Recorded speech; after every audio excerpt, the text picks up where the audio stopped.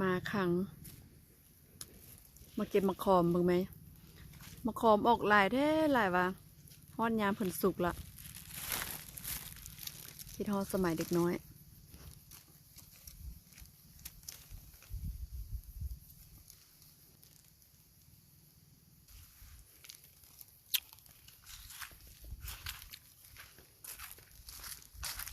ออกหลาย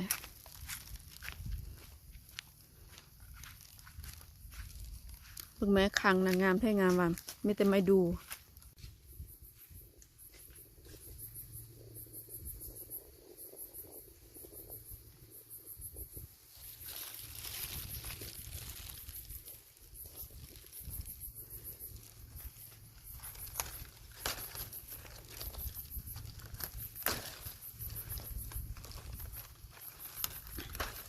เบอร์รี่บ้านเฮาก็สิประมาณนี้แหละเนาะเบอร์รี่ปลา หลายเท่าไรวะสุกเต็มต้น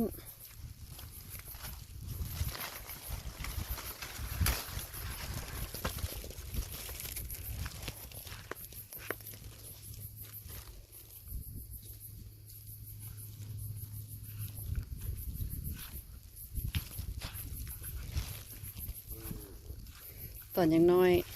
หน่วยสุกก็เก็บมากินหน่วยเดียบก็เอาไปลิ่นบ้างกระทบ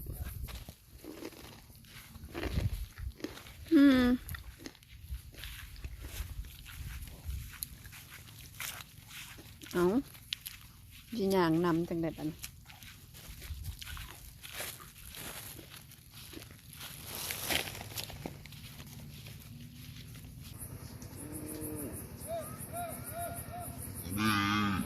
มาป่านตัวเสือ